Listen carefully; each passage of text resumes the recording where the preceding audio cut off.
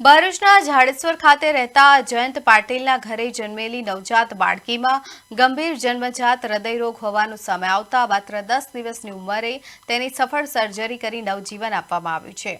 RBSK ટીમના doctor Atul Hirani અને doctor Krishna ગાબાણીએ તપાસ દરમિયાન હૃદયની ખામી શોધી કાઢી બાળકીને તાત્કાલિક અમદાવાદની યુએન મહેતા હોસ્પિટલ ખાતે રિફર કરી હતી।